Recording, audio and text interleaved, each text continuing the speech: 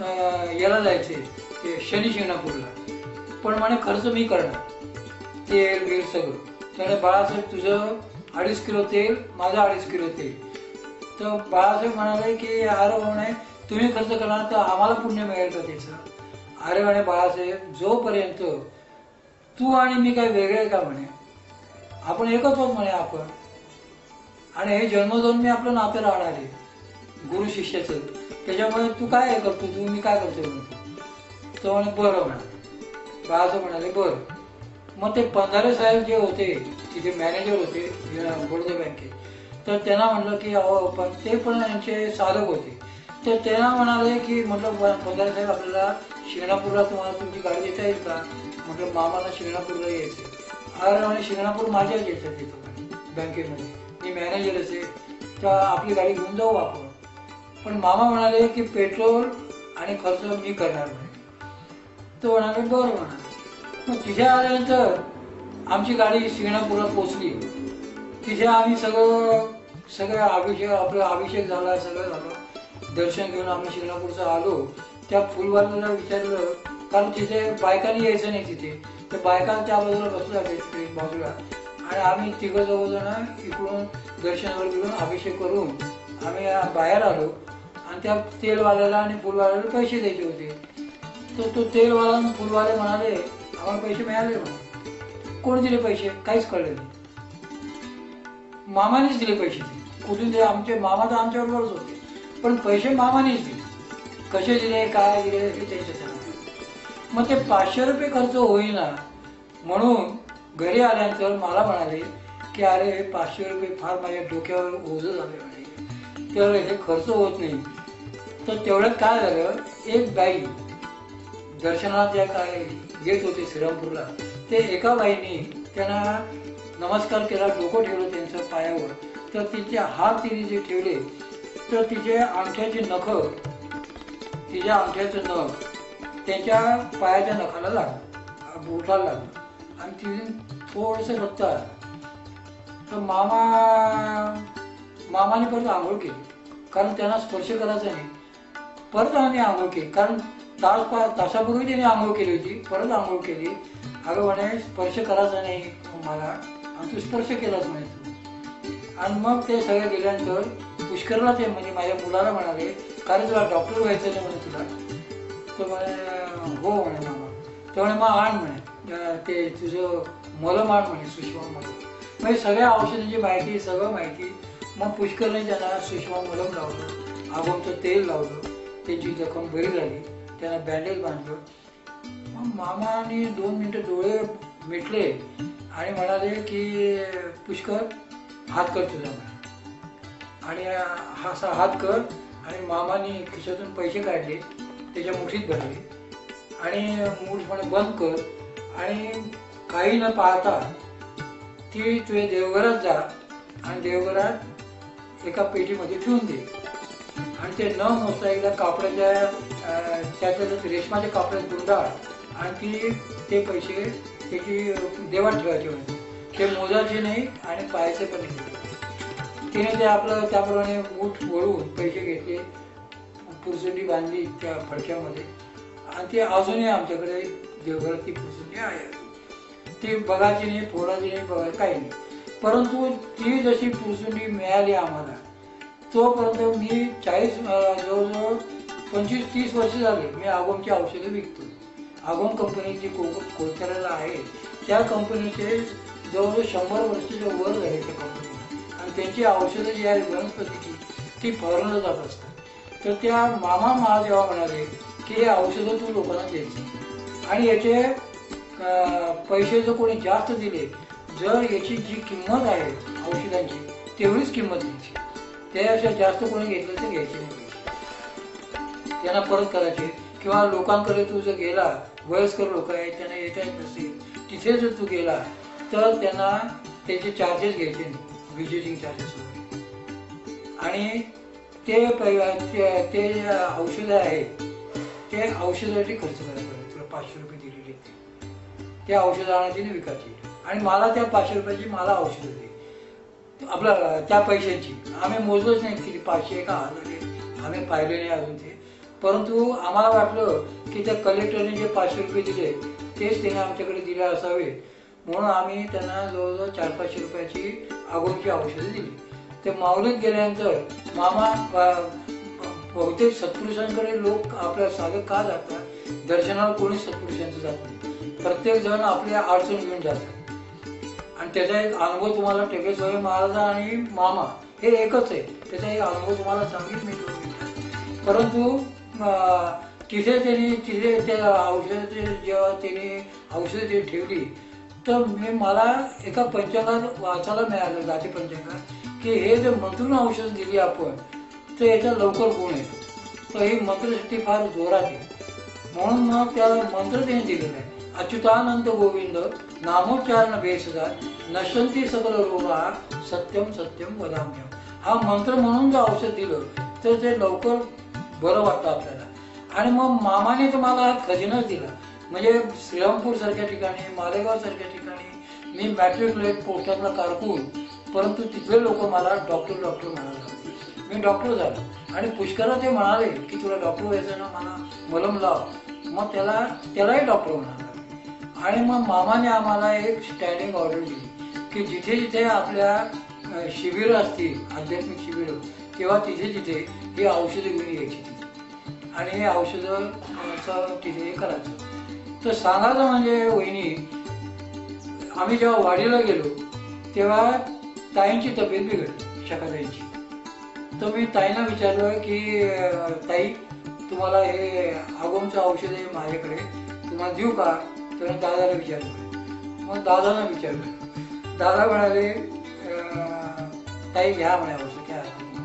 म्हणून ताईंनी ते प्राची आणि प्रीती दोन्ही मुली आमच्या त्या ताईंना त्या गोळ्या मधून द्यायचे. आणि तेव्हापासून माझ्या आगोमच्या औषधाची एवढी विक्री वाढली की आजही मी आगोमच्या औषधं देत असतो. अजून दर महिन्याला ते पार्सल आणतो, दर महिन्याला ते औषधं घेतो. आणि मामाने जे मला सांगितलंय की औषधाची किंमत जास्त घ्यायची नाही. तर मालेगावला आपलं श्रीरामपूरला मी असताना तिथे एक जण जो व्यापारी होता मोठा, त्याच्या तोंडावर आणि याच्यावर खूप फोड यायचे आणि तो गांजून गेला होता. त्याला कोणतरी सांगितलं ते पोस्टात डॉक्टर आहेत म्हणे, अकोलकर डॉक्टर, त्यांच्याकडे जा म्हणे. त्यांच्याकडे तो पोस्टात माझी चौकशी करत आला आणि मी त्याला सांगितलं की मी डॉक्टर वगैरे काही नाही आहे, माझी कंपाऊंडरची पण लायकी नाही आहे, पण तुला मी औषध देतो तुला. आणि मग मामाचं नाव घेऊन तो मंत्र देऊन त्याला मी औषध दिली आणि त्याचं महिन्याभरात त्याला खूप बरं वाटलं.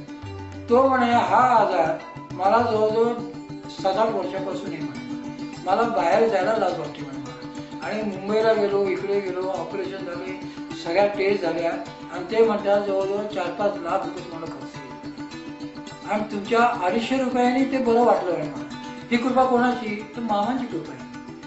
त्यांच्या नाव घेऊन ते औषध दिली. अजूनही लोकांना मामाने जरी देह ठेवला असला तरी ते अजून आहेत माझ्याकडे. आणि त्या शेठने तो माझ्याकडे पैसे घेऊन आला. तेव्हा माझ्याकडे TV नव्हता.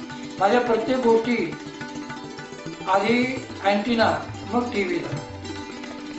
तर आधी अँटिना घेतला मी आणि मग आमचे लोक म्हणाले श्रीरामपूरचे की त्यांची लातूरला बदली झाली होती, तर लातूरला अँटिना फक्त 1.5 फूट 2 फूट लागतो आणि श्रीरामपूरला जवळजवळ 80 फूट 100 फूट अँटिना लागायचा.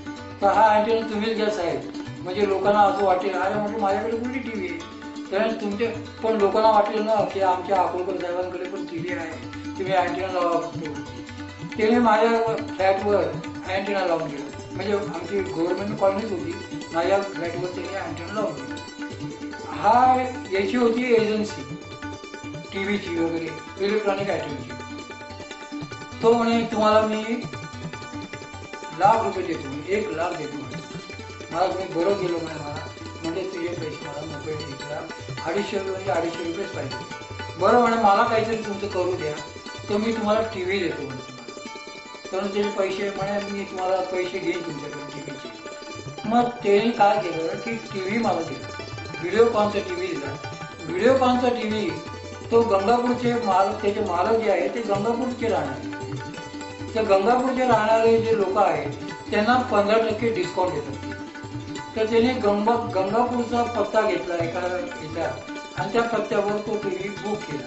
मला म्हणे 18% यात कमिशन मिळतं. म्हणजे गंगापूरचं राहणारं म्हणून 15%, याचं 18% म्हणजे 33% झालं.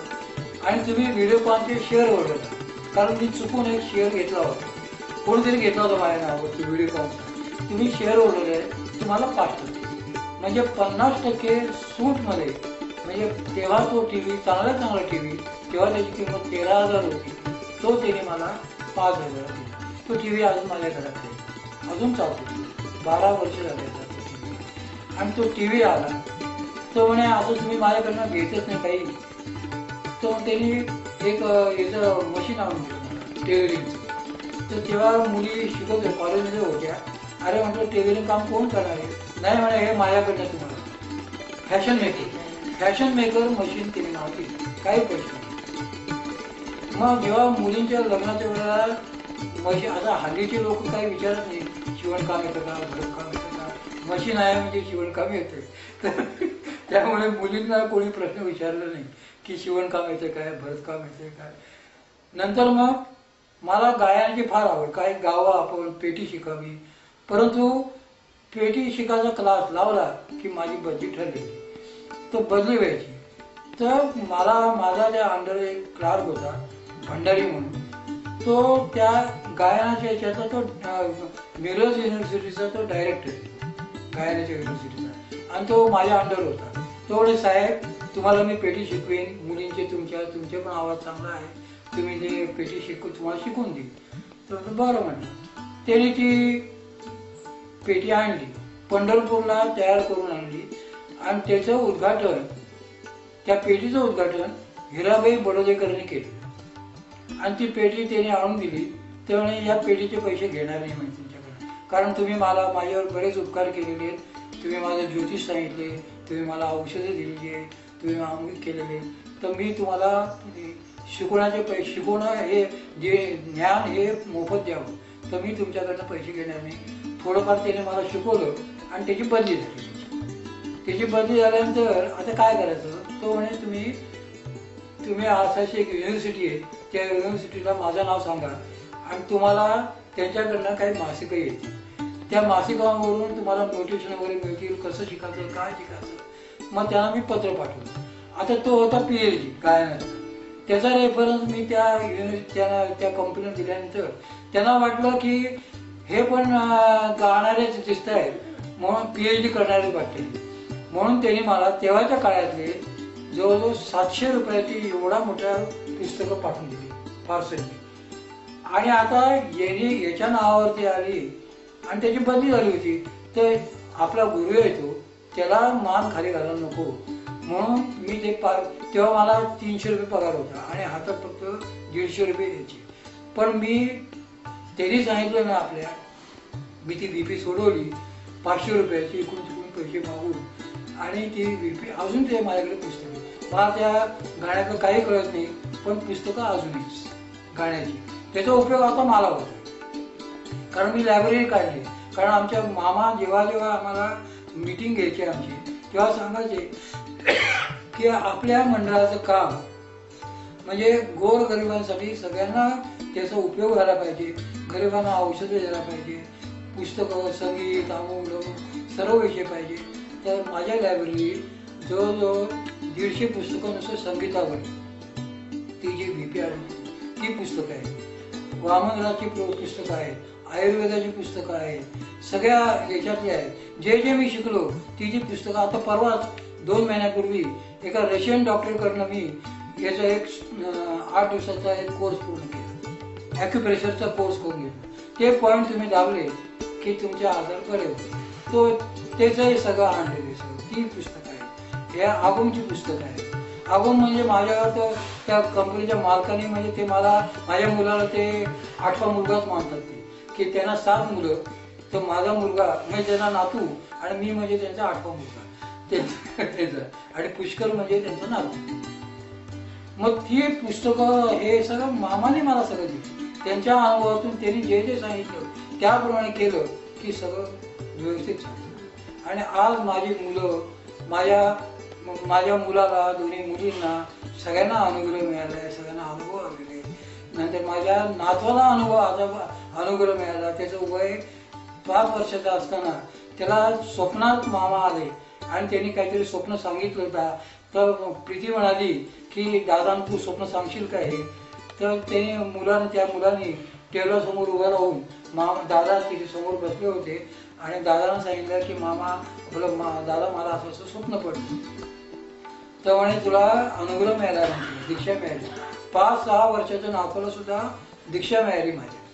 आणि हा केवळ सगळा आमच्या घरात, म्हणून मी माझ्या घराला गुरुकुंज म्हणून नाव दिले. गुरुकुंज सगळे गुरूंचा लाभ आहे. माझ्या आई वडिलांचे गुरु गजानन महाराज.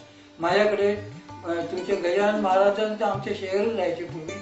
आणि माझ्याकडे तुमचे नारायण काका ढेकले महाराज येऊन गेले.